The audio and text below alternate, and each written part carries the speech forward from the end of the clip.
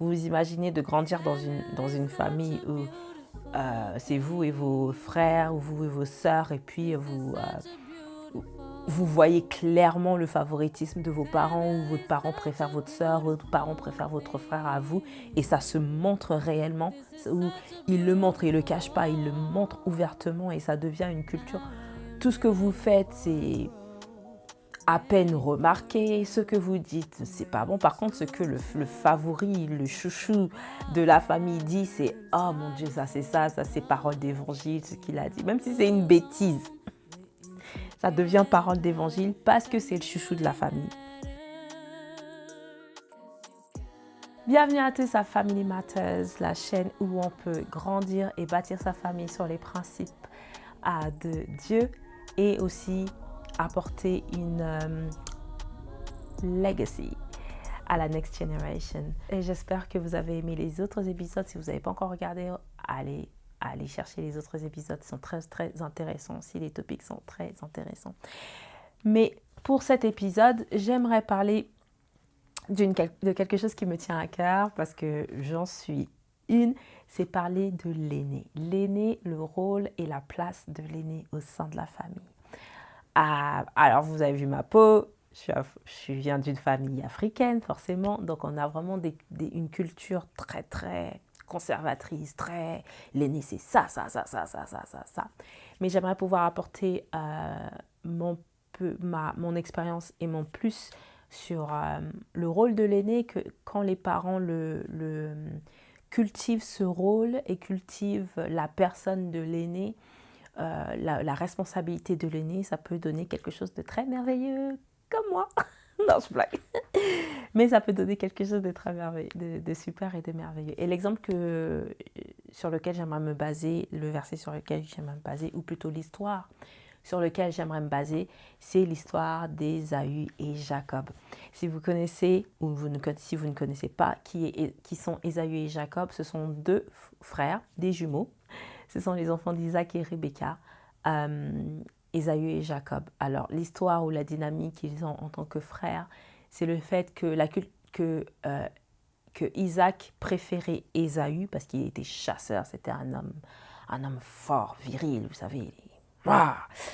Ça, c'était Ésaü, et Rebecca, la maman, préférait Jacob parce que Jacob était beaucoup plus sensible, était beaucoup plus maman. C'était le fils de sa mère, quoi. Et la dynamique a fait que, ou plutôt la culture qu'ils ont instaurée est que ils n'ont pas caché leurs préférences, ils n'ont pas caché leur favoritisme. Donc, ils ont instauré une dynamique ou un climat de jalousie et de rivalité entre les deux frères parce que un parent aimait l'un, l'autre parent aimait l'autre, et du coup ça se montrait. Vous vous imaginez de grandir dans une famille où c'est vous et vos frères, ou vous et vos sœurs, et puis vous voyez clairement le favoritisme de vos parents, ou votre parent préfère votre sœur, votre parent préfère votre frère à vous, et ça se montre réellement, où il le montre, il ne le cache pas, il le montre ouvertement, et ça devient une culture. Tout ce que vous faites, c'est à peine remarqué. Ce que vous dites, c'est pas bon. Par contre, ce que le favori, le chouchou de la famille dit, c'est oh mon Dieu, ça c'est parole d'évangile, ce qu'il a dit. Même si c'est une bêtise, ça devient parole d'évangile parce que c'est le chouchou de la famille. Et ça, c'est très difficile quand on n'est pas le chouchou. Mais quelquefois, ça peut être aussi difficile quand on est le chouchou. Dans le cas de Ésaü et Jacob, c'était beaucoup plus une rivalité et une compétition entre eux, ou difficulté peut-être d'avoir une relation, une vraie relation pure de frères. Et pourquoi je parle de ça aujourd'hui, c'est parce que je suis aînée.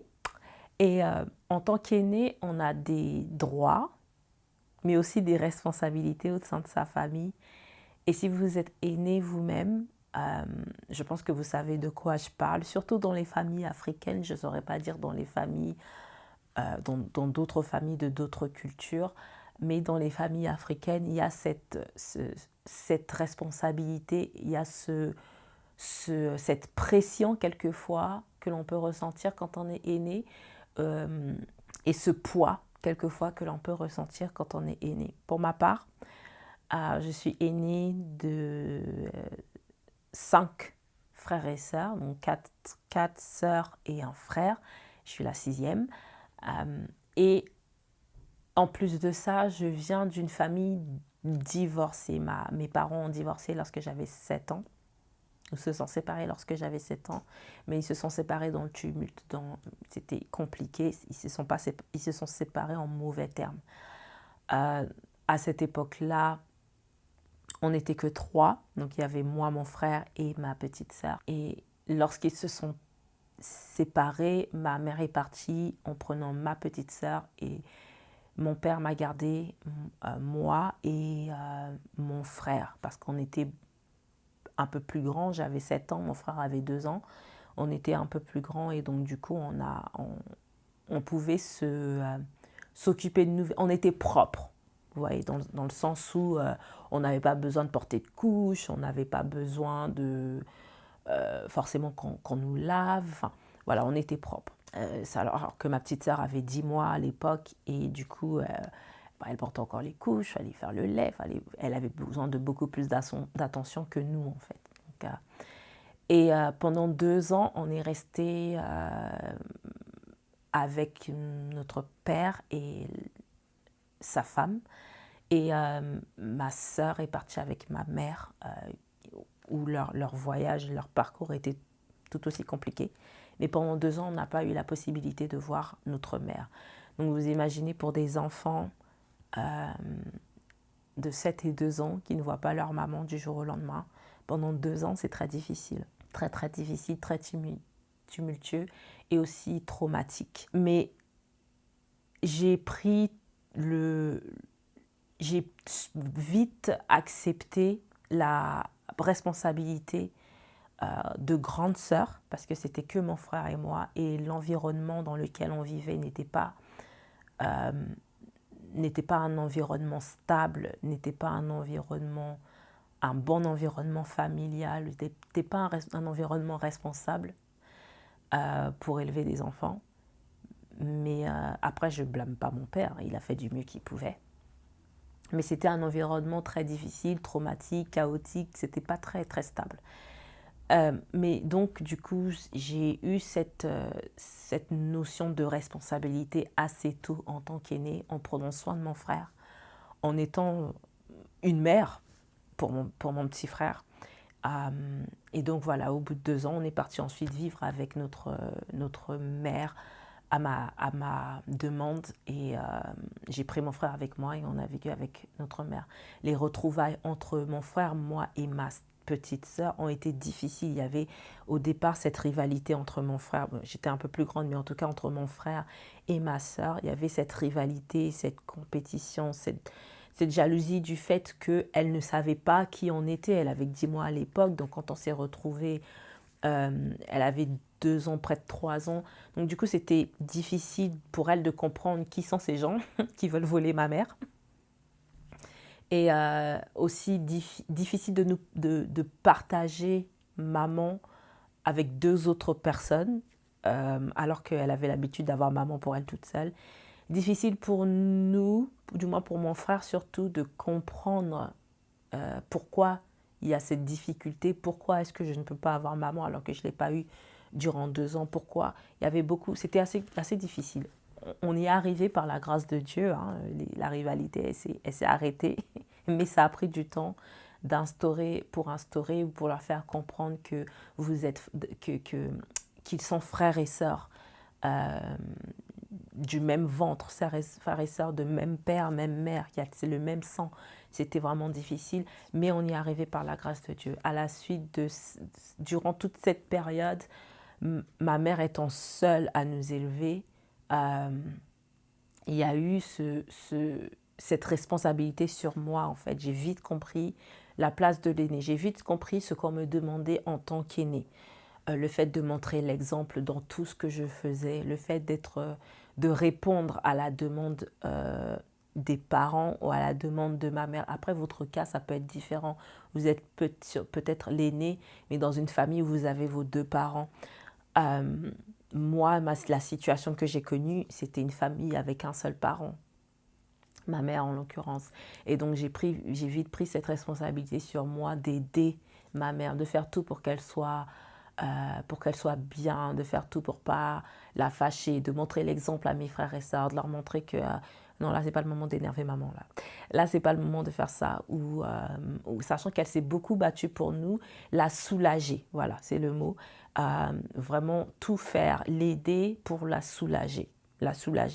Donc j'ai vite appris ce qu'était un budget, ce que c'était que des factures, comment gérer une maison, comment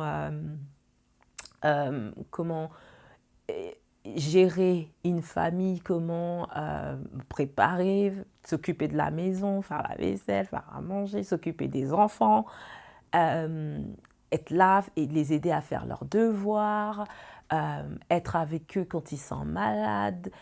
Voilà, j'étais là pour soulager. Je me voyais comme cette personne parce que je suis l'aînée.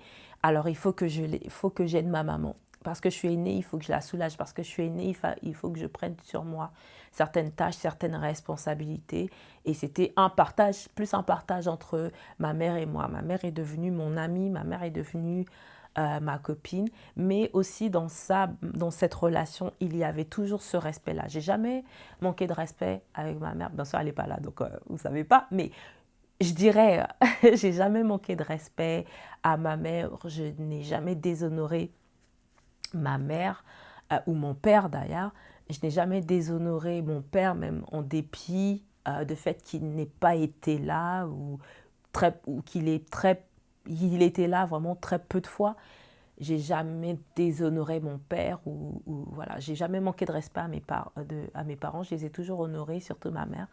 Je l'ai toujours honorée, malgré le fait que la relation qu'on a eue, elle et moi, oui, c'était une relation mère-fille, mais aussi beaucoup une relation de sœur et d'amis, de confident. C'était ma confidente, j'étais sa confidente. Et du coup, on a navigué la vie de famille de cette manière. La bonne chose, c'est que elle avait Christ et donc elle a tout fait pour instaurer Christ à la maison, pour instaurer Dieu dans nos vies, pour qu'on ait cette connaissance de la parole et des valeurs de Christ, cette connaissance et cette application des valeurs de Christ, surtout l'application des valeurs de Christ au quotidien. On avait ça. Donc, on partait à l'église et autres. Après, je ne dis pas que parce que vous avez ça, vous êtes réellement chrétien. J'ai grandi, j'ai fait ma vie après. Hein. Quand j'ai pris mes propres décisions, ce n'étaient pas des décisions basées sur les fondements bibliques. Hein. Donc, je ne dis pas que c'est ça qui fait que vous êtes chrétien. C'est ça qui fait que vous suivez Christ. Pas du tout, non. Mais l'éducation qu'elle nous a donnée, c'est cette éducation basée sur la Bible, l'héritage qu'elle nous a laissé, le plus bel héritage, c'est l'héritage de Christ qu'elle nous a donné. Le plus beau cadeau, c'est celui de Christ qu'elle nous a donné. Et la connaissance de la Bible. Donc, en grandissant, oui, en grandissant, je pense que quand j'ai commencé à avoir à 12 ans, bon, il y a une petite sœur qui s'est rajoutée, et après à mes 16 ans, 14 ans, j'ai eu une autre petite sœur. Et après, à mes 18 ans, j'ai eu encore une petite sœur. Et après, c'est bon, on s'est arrêté là. Mais il n'empêche que, bon, c'est des relations, c'est une relation que ma mère a eue qui n'a pas fonctionné. Mais malgré ça, on est toujours restés unis. Oui, bien sûr, il m'est arrivé de dire « Oh non, pas encore !» Oh non, pas encore. Mais je me suis vite rendu compte que c'était une joie. À chaque fois qu'un enfant venait au monde, il y avait de la joie. Cet enfant venait avec un cadeau, cet enfant venait avec une grâce, cet enfant venait avec une bénédiction, avec une joie. Ça n'a jamais été oh là là, mais oh, moi je t'avais dit de ne pas faire des enfants. Non, ça n'a jamais été ça. Ça n'a jamais été t'es un poids, t'es une erreur, j'aurais aimé que tu ne viennes pas au monde. Jamais. Ça n'a jamais été ça dans notre famille. L'enfant est toujours arrivé avec de la joie, toujours arrivé avec une grâce, une bénédiction, et on a toujours embrassé cela en fait. Et en tant qu'aîné, en grandissant, pour chaque enfant qui venait au monde, eh ben, j'ai beaucoup pris cette responsabilité d'aider ma mère parce que, bah, oui, on a grandi, mais il y a un bébé et il faut toujours quand même continuer à s'occuper des autres enfants. Donc, l'aider en fait. J'aime dire, je dis toujours, si vous parlez à mes frères et sœurs, je dis toujours, moi je suis votre mère, hein. Je suis votre mère. Vous êtes venu par le ventre de celle-ci, mais en fait c'est moi votre mère. Parce que voilà, j'étais la maman numéro 2, la maman numéro 2, celle qui peuvent venir voir, celle avec qui certaines dormaient tout le temps, au point où j'ai une de mes sœurs, quand elle est, depuis le moment où elle est venue au monde, elle a accepté personne à part moi, elle dormait avec personne ou avec moi. Deux de mes sœurs d'ailleurs ont été comme ça, où elle dormait pas avec ma mère, elle dormait avec moi. Euh, une était casse-pied, mais je vous dirai un jour laquelle. Mais voilà, donc ils se sont beaucoup attachés, on a vraiment eu cette attache et j'avais cette responsabilité d'aider à m'occuper d'eux, d'aider pour les éduquer, d'aider pour les voir grandir, d'aider pour leur donner les principes également de la parole de Dieu. Et ça, je savais que c'était quelque chose, pas juste le dire, mais il fallait le faire également. Donc, il fallait que je montre l'exemple dans mes études, dans ma vie, dans tout ce que je faisais à l'église. Enfin, il fallait qu'au quotidien, ce qu'ils voient, c'est la grande sœur qui montre l'exemple. Et ça, c'est ce que je fais. Non pas, et je ne dis pas ça dans le sens d'un j'ai montré l'exemple par contrainte, pas du tout. Ou parce que c'est une responsabilité ou c'est ce qu'on attendait de moi. Oui, effectivement, c'est ce qu'on attendait de moi, mais je l'ai fait aussi avec joie. Parce que ça m'a permis, moi, de faire attention à moi-même, de faire attention à ce que je projette, de faire attention à ce que je dis, de pratiquer cette patience-là, parce qu'il faut être patient avec les enfants, pratiquer cette patience-là, et ça me servirait plus tard. Je me souviens qu'un jour, je me suis énervée, j'étais fatiguée, j'étais énervée, l'un des enfants ne dormait pas, et j'en pouvais plus, je dormais à l'école, et, euh, et j'étais fatiguée. Je pense que je voulais sortir et il fallait prendre un enfant avec moi. Et je disais, je suis fatiguée, j'ai pas envie de te prendre avec moi, je veux sortir avec mes amis sans toi. Et en fait, j'en avais assez. Et un jour, ma mère m'a pris, elle me parlait et elle m'a dit un truc qui est resté dans ma tête, mais qui aujourd'hui, je vois le pourquoi, je comprends mieux. Elle m'a dit, mais tu sais tout ce que tu fais là pour tes frères et sœurs, comment tu t'occupes d'eux, l'exemple que tu donnes, comment tu les traites, comment tu es avec eux, tout ça, c'est une école, ça te servira. Le fait d'apprendre maintenant avec moi, tu vois, quand tu auras tes propres enfants, eh ben, tu n'auras pas besoin qu'on t'enseigne quoi que ce soit. Tu n'auras pas besoin d'apprendre ou de faire des cours de je sais pas quoi, ou lire les livres d'eux, parce que tu auras déjà été à bonne école. Et je dois dire que c'est vrai.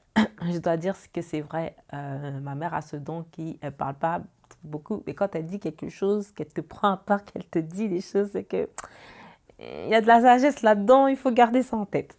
Donc, elle m'avait dit ça et c'est vrai. C'est vrai. Aujourd'hui, je vois des amis qui ont des enfants, qui ont eu des enfants, et surtout le premier, où ils se disent, je ne sais pas quoi faire, j'en sais rien, je ne sais pas quoi faire, qu'est-ce que je fais, comment on change une couche, comment on fait ça, comment on truc ça, comment tu fais, oh l'enfant là, l'enfant là. Et j'ai toujours cette paix en fait. J'ai pas encore d'enfant, mais j'ai toujours cette paix en moi de dire, et je suis toujours prête à montrer à mes copines, c'est comme ça qu'on change, le biberon on fait comme ça, l'enfant tu le portes comme ça. Et juste avoir cette patience, juste donner mes nuggets en fait d'expérience que j'ai eues avec mes frères et sœurs. Donc, c'est important quand l'enfant fait pas ses nuits, qu'est-ce qu'on fait quand l'enfant a mal au ventre, a des coliques, des trucs comme ça. Enfin, quand l'enfant commence à marcher, quand il commence à parler, enfin, c'est des choses pour lesquelles je ne m'inquiète pas parce que j'ai été à bonne école. Et c'est ce que j'ai toujours dit, la maison, la famille, c'est un terrain d'apprentissage, quoi. C'est une école où tu apprends pour demain, en fait, ça te sert. Et ma responsabilité en tant qu'aînée, c'était ça, faire en sorte que ma mère soit soulagée, mais que mes frères et sœurs se sentent bien aussi dans leur propre maison, qu'il y ait la joie, malgré ce qu'on doit traverser, on navigue, mais on navigue ensemble et dans l'unité. Euh, Donc, et c'est ça que je voulais partager avec vous. Si tu es aîné dans ta famille et que tu sens cette pression, j'aimerais te dire que ne vois pas ça comme une pression de tes parents. Ne vois pas ça comme une pression qu'on te rabâche les oreilles avec. Tu dois montrer l'exemple, t'es l'aîné, fais ci, fais ça parce que t'es l'aîné, t'es responsable de ça parce que t'es l'aîné, t'es machin parce que t'es l'aîné. Non, la responsabilité de l'aîné est attachée à une bénédiction, un droit d'aînesse que Dieu donne. Le fait que tu arrives en tant qu'aîné, c'est pas un hasard. Tu n'es pas arrivé aîné parce que Dieu ne savait pas, il n'y avait pas d'autres enfants en jeu, donc personne n'a fait la course avec toi, boum, t'es arrivé. Non, Dieu savait pourquoi toi tu dois être aîné. D'accord? Donc, ne fais pas comme Ésaü dans la Bible qui a vendu son droit d'aînesse. D'accord? Ne fais pas comme lui qui a vu son rôle d'aîné comme étant juste bof, bof, moi je fais ma vie, puis bof. Non. C'est une grâce d'être l'aîné de sa famille. C'est une bénédiction parce que c'est attaché. C'est attaché à un droit d'aînesse qui est attaché à une bénédiction. Dans la Genèse, c'est Genèse chapitre 27, si vous lisez, vous verrez que parce qu'Ésaü a échangé son droit d'aînesse à cause de la nourriture. C'est-à-dire parce qu'il voulait manger, il voulait tellement manger qu'il ne voulait pas aller préparer lui-même. Il a donné son droit d'aînesse contre la nourriture. La nourriture est partie, c'est fini, il a digéré, il est parti aux toilettes. Droit d'aînesse, il l'a perdu à vie. Mais même avec ça, la bénédiction qui était attachée à ce droit d'aînesse, la bénédiction qui était attachée au fait qu'il soit aîné, est partie aussi. Parce que après, dans ce chapitre, vous verrez que, bien sûr, la mère Rebecca a manœuvré pour que, la bénédiction qui était attachée à l'aîné revienne à Jacob, qui était second, mais il a perdu quand il est arrivé devant son père. La bénédiction était partie. Et si vous lisez, Isaac, il ne pouvait pas donner une autre bénédiction de l'aîné parce que la bénédiction de l'aîné, elle ne revient. Elle est donnée une fois. Une fois que c'est donné, c'est bon, c'est parti en fait. Tu n'as pas une autre bénédiction de l'aîné que tu vas donner au vrai aîné quand il arrive. Non, c'est parti, c'est fini, c'est voilà, en fait. Mais je suis convaincue que si Ésaü avait pris son rôle d'aîné au sérieux, sa responsabilité d'aîné, son droit d'aîné au sérieux, et ses devoirs d'aîné au sérieux, les choses ne seraient peut-être pas passées de la même manière. Oui, Dieu avait donné une prophétie à Rebecca. Dieu avait dit que le plus petit régnera sur le plus grand, c'est vrai. Mais peut-être que si Rebecca n'avait pas intervenu, les choses se seraient quand même passées. Je suis convaincue, même si Rebecca n'avait pas intervenu, les choses se seraient passées comme ça. Et certains disent que la manière dont Rebecca est intervenue, c'est l'Esprit de Dieu qui l'a conduit à faire ça, à intervenir pour que justement la prophétie s'accomplisse. J'ai envie de dire que je ne suis pas très d'accord parce que lorsqu'elle dit à son fils Jacob, va et fais-toi passer pour ton frère pour avoir la bénédiction qui lui revient, Jacob lui dit non, parce que si ça ne marche pas, c'est moi, je serai maudit en fait. C'est pas un bon acte à faire parce que je risque d'être maudit si il réalise que je ne suis pas mon frère. Et Rebecca lui dit, laisse la malédiction tomber sur moi, mon fils. Toi, va tranquillement et fais tout ce que je te dis. Donc, on voit bien que eux-mêmes savent qu'en posant cet acte-là, cet acte est attaché à une malédiction. Le fait de poser cet acte est attaché à une malédiction. Mais la mère a décidé d'avoir la malédiction sur elle et de continuer dans sa propre folie, j'ai envie de dire. Donc si elle n'était pas intervenue, peut-être, sûrement, Dieu aurait fait la chose, aurait orchestré les choses et Jacob aurait toujours été celui qui règne sur son frère. Mais peut-être que ça serait mieux passé sans heurts, sans haine entre les deux frères, sans le fait que Jacob ait dû fuir sa famille pour aller se cacher. Et quand il a fui, il est parti, sa mère est morte derrière, il n'a pas vu sa mère. Ça aurait été la dernière fois qu'il a vu sa mère, il n'a plus vu sa mère par la suite.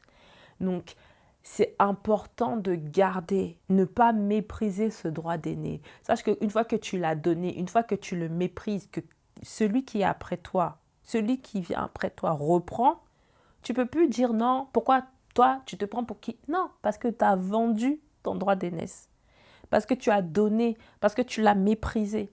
Donc la bénédiction qui est attachée à l'aîné te reviendra plus parce que tu as rejeté. Tu ne peux pas dire je veux la bénédiction, je ne veux pas les responsabilités, je ne veux pas le travail. Non. C'est comme dire je ne veux pas travailler mais je vais être rémunéré. Tu ne peux pas. Tu ne peux pas.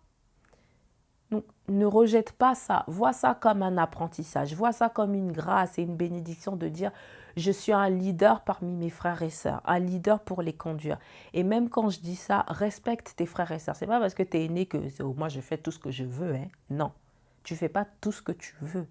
D'accord? Tu fais ce qui t'est imparti de faire dans ta position, dans ton rôle d'aîné. Mais tu ne fais pas tout ce que tu veux. Respecte tes frères et sœurs qui viennent après toi.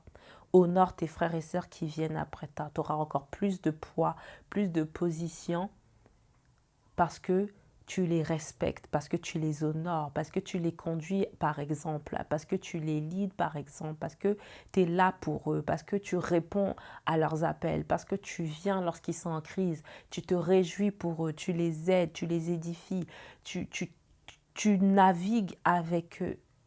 Ils ne te voient pas juste une fois tous les 6 ans. Moi, je suis présente dans la vie de mes frères et sœurs, présente dans leur famille, dans leur vie au quotidien. Je ne peux pas passer un temps, tu me demandes qu'est-ce que mon frère fait, qu'est-ce que ma sœur fait, je vais pouvoir te répondre. Je ne suis pas ignorante de ce qui se passe dans leur vie. Je peux ne pas avoir les détails, mais je ne sais pas tous les détails plutôt, mais je ne suis pas ignorante de ce qui se passe dans leur vie. Donc c'est important, je vous encourage, si tu es aîné dans ta famille, si tu es le premier-né, peut-être, ou si t'es enfant unique, t'es l'enfant unique, je veux dire, t'es né de toi-même, t'es enfant unique, ça c'est pas forcément. Mais si tu as des frères et sœurs et que tu es aîné, regarde la relation que tu as avec les frères et sœurs et change-la si elle n'est pas bien. Respecte tes frères et sœurs, apprends à les connaître, apprends à connaître leur personnalité, étudie-les, regarde-les qui ils sont. Parce que ça te permettra d'interagir avec chacun en fonction de leur personnalité. Aujourd'hui, moi, je connais mes frères et sœurs, je les connais tous comme si c'était mes enfants. Mais je sais comment parler avec mon frère, je sais comment parler avec telle sœur et avec telle sœur et avec telle sœur. Et je ne parle pas avec eux de la même manière. Pourquoi? Parce qu'ils sont différents, parce que je sais qu'ils sont différents. Ils ont chacun leur personnalité, leurs dons, leurs talents, les choses qu'ils doivent améliorer. Et donc, je fais en fonction de la personne que j'ai en face de moi. Mais j'ai appris à les connaître. Je les ai étudiés, je les ai regardés, je les ai écoutés. Ce qui fait qu'aujourd'hui, s'ils ne vont pas bien et qu'ils ne me le disent pas, je sais que ça ne va pas. Même s'ils habitent à des kilomètres, je sais que ça ne va pas. Et prie pour tes frères et sœurs. Tu es un leader. Prie pour tes frères et sœurs. Et c'est ce que je voulais partager aujourd'hui.